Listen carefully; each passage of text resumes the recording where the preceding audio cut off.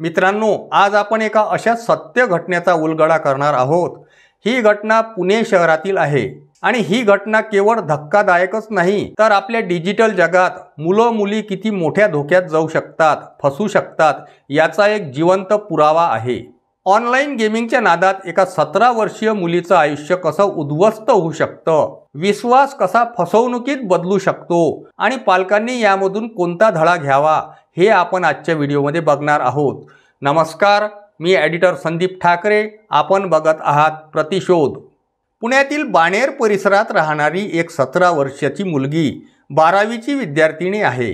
ही मुलगी अभ्यासात फार हुशार आहे, त्याचबरोबर तिला मोबाईलवर गेम खेळायला फार आवडत असे आणि म्हणून गेमिंग हा तिचा छंद झाला होता। परंतु हाच छंद तिच्या आयुष्यातील सर्वात मोठी चूक ठरणारा आहे हे तिला माहीत नव्हतं। एक दिवस सायंकाळी नेहमीप्रमाणे ती ऑनलाइन गेम खेळत होती आणि गेम खेळत असताना तिची ओळख एका अनोळखी मुलासोबत झाली। तो मुलगा पश्चिम बंगाल येथील रहिवासी आहे। सुरुवातीला फक्त खेळातील प्रतिस्पर्धी म्हणून सुरुवात झाली, परंतु हळूहळू मैत्री घट्ट होत गेली। मुलीच्या मनात आले की हा मुलगा चांगला गेम खेळतो आणि गप्पा सुद्धा चांगल्या मारतो, म्हणून याला मित्र करायला काही हरकत नाही आणि इथूनच त्यांच्या संभाषणाला सुरुवात झाली। गेमिंगच्या चॅटमधून सुरुवात झालेल्या या संवादाने हळूहळू वेगळं रूप धारण केलं होतं। दोघांनी मोबाईल क्रमांकाची देवाणघेवाण सुद्धा केली। मेसेजिंग ॲपवर चॅटिंग सुद्धा सुरू झाली। सकाळ दुपार रात्र तिच्या मोबाईलवर कायम त्याच मुलाचे मेसेज असायचे आणि मग हळूहळू ही ऑनलाईन मैत्री आंधळ्या विश्वासात बदलत गेली। मुलीला वाटू लागलं की हा मुलगा तिचं ऐकतो आणि समजतो सुद्धा।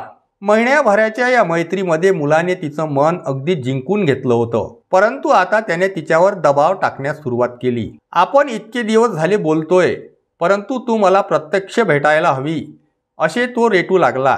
मुलगी म्हणू लागली, पश्चिम बंगाल 2100 किलोमीटर दूर आहे, मी एवढ्या लांबच्या प्रवासाला घरी न सांगता कशी येऊ शकेल।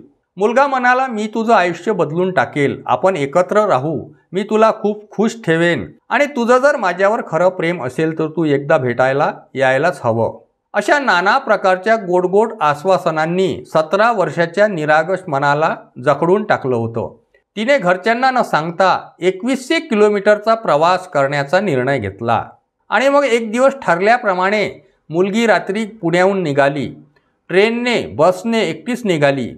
लांबचा प्रवास करून ती अखेर पश्चिम बंगालच्या त्या मुलाच्या गावी पोहोचली। परंतु तिथे पोहोचल्यानंतर तिला जे मिळालं ते म्हणजे फक्त विश्वासघात। ज्याच्यावर तिने आयुष्यभराचा विश्वास ठेवला त्यानेच तिच्यावर लैंगिक अत्याचार केला आणि तिच्या स्वप्नातली ही प्रेम कहाणी एका क्षणात भीषण वास्तव्यास बदलली। अश्रू, भीती आणि फसवणुकीने भरलेला तो दिवस तिच्या आयुष्याचा काळा अध्याय ठरला। 18 जुलै रोजी मुलगी अचानक बेपत्ता झाल्याचं कुटुंबाच्या लक्षात आलं। घरच्यांनी शोधाशोध सुरू केली, पण कुठलाही पत्ता लागला नाही। शेवटी मुलीच्या काकांनी चतुरशिंगी पोलीस ठाण्यात तक्रार दाखल केली। पोलिसांनी वेळ वाया न घालता तपास सुरू केला। सर्वात आधी तिच्या मोबाईल लोकेशनचा मागोवा घेण्यात आला। मोबाईल लोकेशनच्या आधारे त्यांना कळलं की ही मुलगी नागरकाटा, जलपाईगुडी, पश्चिम बंगाल येथे आहे। परंतु आता पोलिसांना मोठं आव्हान होतं, 2100 किलोमीटर लांब गेलेल्या मुलीचा शोध कसा घ्यायचा ते। यासाठी तपास अधिकारी मनीष जाधव यांच्या नेतृत्वाखाली एक पथक तयार करण्यात आलं।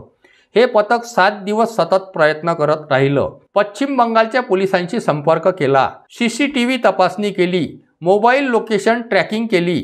शेवटी 7 दिवसाच्या प्रयत्नानंतर पोलिसांनी मुलीला सुखरूप शोधून काढलं आणि तिला पुण्यात परत सुद्धा आणलं।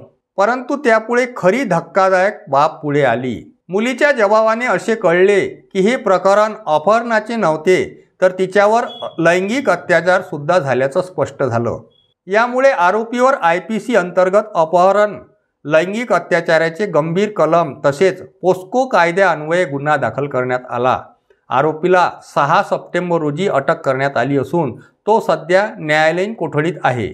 मित्रांनो, ही घटना केवळ एक मुलगी आणि एका गुन्हेगारापुरती मर्यादित नाही, तर आज प्रत्येक घरात, प्रत्येक मुलाच्या हातात मोबाईल आहेत। गेमिंग, सोशल मीडिया, चॅट हे त्यांचं जग बनलेलं आहे। परंतु असे असले तरी हे डिजिटल जग त्यांच्यासाठी सापळा सुद्धा ठरते। ऑनलाईन अनोळखी लोक गोड बोलतात, खोटी आश्वासने देतात आणि शेवटी फसवणूक सुद्धा करतात. पालकांनी लक्ष ठेवणं गरजेचं आहे. मुलांशी संवाद साधावा. त्याचे मित्र कोण आहे, कुठले आहे हे जाणून घेणे सुद्धा तितकेच महत्त्वाचे आहे. मुलांना फक्त शिक्षा देणं हेच महत्त्वाचं नाही, तर त्यांना विश्वासात घेणं सुद्धा गरजेचं आहे. म्हणून मित्रांनो, ही घटना आपल्याला सांगते की ऑनलाईन जग धोकादायक सुद्धा असू शकते. म्हणून त्यातून सुरक्षित राहण्याची जबाबदारी आपल्या सर्वांची आहे. मित्रांनो, या कहाणीबद्दल तुमचे काय मत आहेत ते मला कॉमेंट करून कळवा आणि आमच्या चॅनलला सबस्क्राईब करा, लाईक करा आणि शेअर करायला विसरू नका. नमस्कार.